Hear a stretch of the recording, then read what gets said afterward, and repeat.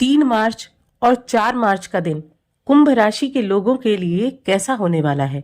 जय माता दी दोस्तों, आप सभी का स्वागत है हमारे YouTube चैनल अमृता एस्ट्रो में। और इस वीडियो में मैं बात कर रही हूँ इन 2 दिनों के राशिफल के बारे में। तो उससे पहले हम इन 2 दिनों के तिथि, नक्षत्र और योग के बारे में जानेंगे, जिनकी वजह से आपकी जो दिनचर्या है उसमें परिवर्तन देखने को मिलते हैं। तो देखिए, सबसे पहले अगर मैं 3 मार्च की बात करूं तो ये सोमवार का दिन है।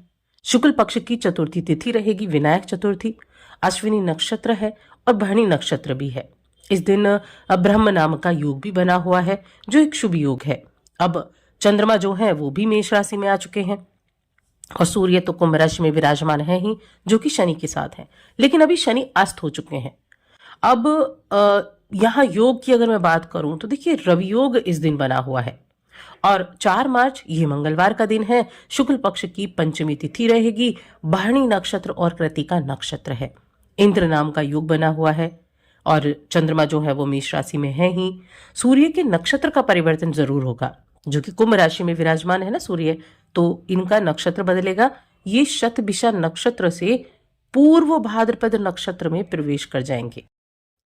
यहाँ नक्षत्र बदला और योग भी बदलेगा।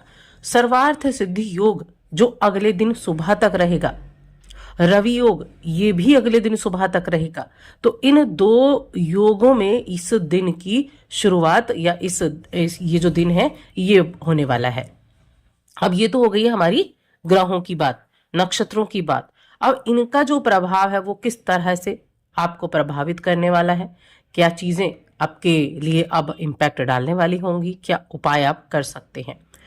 तो यहाँ 3 मार्च की अगर मैं बात करूं तो अभी तक एक तो मेंटली थोड़ा सा डिस्टर्बेंस चल रहा होगा, क्योंकि चंद्रमा राहु के साथ थे। लेकिन अब चंद्रमा मेष राशि में आ चुके हैं, तो वो जो एक तनाव था ना, उसकी स्थिति आपके लिए जरूर कम हो गई होगी। अब यहाँ मेष राशि में आने की वजह से चंद्रमा के आपको अपने किसी कार्य के द्वारा अपने लिए प्रगति का संकेत मिल सकता है। आपने जो मेहनत की हो, आप जो काम कर रहे थे जिसमें आपने मेहनत की, उसके द्वारा आपको आगे बढ़ने का संकेत, उस काम के चलने का संकेत, यानी किसी ना किसी तरह से उस प्रगति का संकेत आपको देखने को मिल सकता है, जो आपके लिए एक पॉजिटिव चीज होने वाली है। और हेल्थ की अगर मैं बात करूं कि आपकी हेल्थ कैसी रहेगी, तो हेल्थ जो है इस समय अवधि में मैं कहूँगी मिले जुले प्रभाव देने वाली रहेगी।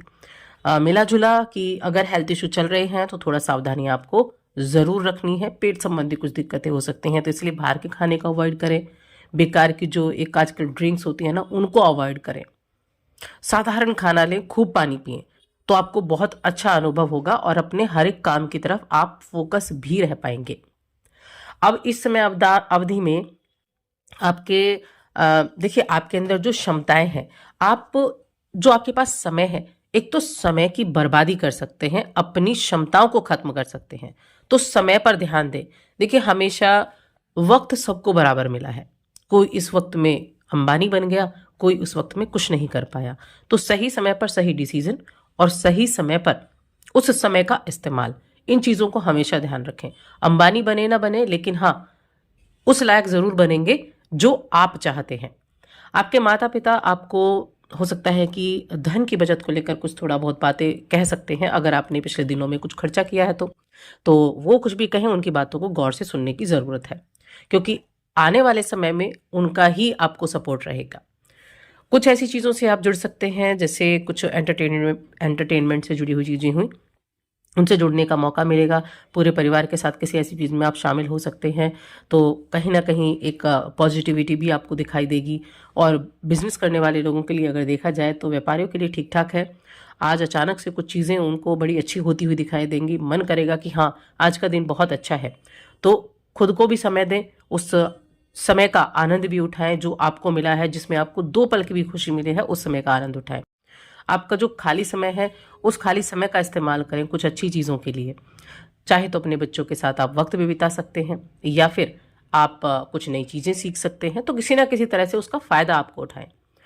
देखिए, कुछ बहुत ही इम्पोर्टेंट चीज़ें आज आपको पता चल सकती हैं, महत्वपूर्ण जानकारी आपके पास आ सकती है। तो उसको देखने का नज़रिया आपको बहुत बदलना होगा कि जो जानकारी आपको मिली है उसको किस तरह से आप इस्तेमाल कर सकते हैं, या उस जानकारी को कैसे आप अपने लिए उपयोगी बना सकते हैं, या उससे कैसे आप आगे बढ़ सकते हैं, इन चीज़ों की तरफ आपको अच्छे से ध्यान रखना होगा, तभी तो जाकर चीज़ें ठीक होंगी। अब प्रेम जीवन, वैवाहिक जीवन, ये चीज़ें कैसी हैं, पारिवारिक जीवन ये कैसा है? तो प्रेम जीवन ठीक ठाक है, वैवाहिक जीवन भी ठीक ठाक है। आप जीवन साथी की सेहत को लेकर थोड़ा चिंतित हो सकते हैं, उनकी सेहत थोड़ी प्रभावित हो सकती है, जिसकी वजह से कोई योजना आपको रद्द करनी पड़ जाए, लेकिन साथ में वक्त बिताने का मौका आपको काफ़ी मिल सकता है। पारिवारिक स्थितियाँ ठीक हैं, परिवार का माहौल भी मुझे अच्छा बनता हुआ दिखाई दे रहा है। अब यहाँ जो आपकी राशि के स्वामी हैं वो भी अस्त अवस्था में है भी, तो देखिए एफर्ट तो आप कर रहे होंगे, एफर्ट आपको ज़्यादा करने भी पड़ेंगे, लेकिन हाँ, आपको कुछ ना कुछ पॉजिटिव चीज़ें आपको ज़रूर देखने को मिलेंगी। अब इन दिनों में जो काम नहीं बन रहे थे वो आपके बनते हुए आपको ज़रूर दिखाई देंगे इन दिनों में, क्योंकि शनि के अस्त होने की वजह से जो 7.5 का प्रभाव था ना, वो आपका कम हो गया है, और उस कम का प्रभाव अब आपको धीरे धीरे देखने को मिलेगा। अब 4 मार्च की अगर हम बात करें, 4 मार्च का दिन कैसा है, तो देखिए चंद्रमा तो मेष राशि में ही है। अगर आप कानून से संबंधित कोई काम करते हैं तो आप बहुत बिजी रहने वाले हैं, दोनों ही दिनों में काफ़ी बिजी रहेंगे। हालांकि आपको खुशी होगी कि जो मामले हैं वो आपके पक्ष में है, और बहुत ज़्यादा आपको ये एक कहते हैं कि या तो धन दिला सकते हैं या फेम दिला सकते हैं। तो पिछले सारे मामलों पर जोर दीजिए, नतीजा आपके पक्ष में होगा या नहीं, लेकिन जोर दीजिए सारे मामलों पर, जो भी आपके हाथ में काम है उनके द्वारा आपको बहुत अच्छे चांसेस यहाँ देखने को मिलने वाले हैं। नौकरी में बदलाव से आपको शांति का अनुभव होगा, और आप अपने काम करने का तरीका भी थोड़ा सा बदल सकते हैं, जहाँ पॉजिटिव चीज़ें होंगी। आपकी प्रतिभा आपको सही सफलता भी दिलाएगी। कार्यालय में आपका ऑफिस है जहाँ, वहाँ आप अपना प्रभाव अच्छे से बना सकते हैं, और जो विघ्न डालते हैं ना कामों में, उन लोगों से दूरी बनाकर रखें। देखिए आज विघ्न डाला है तो कल भी विघ्न डालेंगे, जिससे आप मेंटली टॉर्चर होंगे, जिससे आपका मन काम में नहीं लगेगा। तो ऐसे लोगों से तो जितना दूरी बनाकर रखेंगे उतना ज़्यादा अच्छा रहेगा। तो इस चीज़ को आपको अच्छे से ध्यान रखना है कि आपको अपना कार्य करना है, अपने काम पर फोकस करना है, या बेकार की चीज़ों में समय बर्बादी करनी है। तो इस चीज़ का खास तौर से ध्यान रखना है।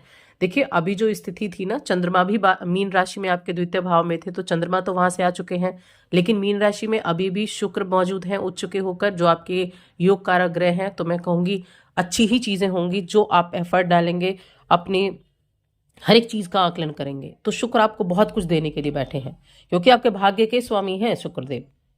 भाग्य के स्वामी और आपके चौथे घर के स्वामी तो बहुत कुछ दे सकते हैं जब तक उच्च के होकर बैठे हैं।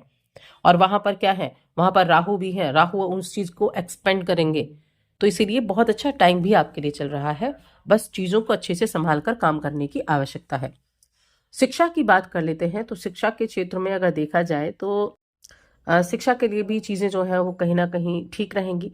हालांकि बुध तो नीच के बैठे हैं, लेकिन फिर भी अपनी तरफ से जितने एफर्ट डालेंगे उसका आगे उसका रिजल्ट अच्छा मिलेगा आपको।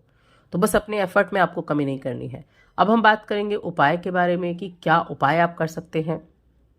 तो उपाय के तौर पर शनि के मंत्र का जाप करें, हनुमान चालीसा का पाठ करें। इन 2 कार्यों को आप करेंगे तो अच्छा रहेगा, और साथ ही चैनल को सब्सक्राइब कर लें।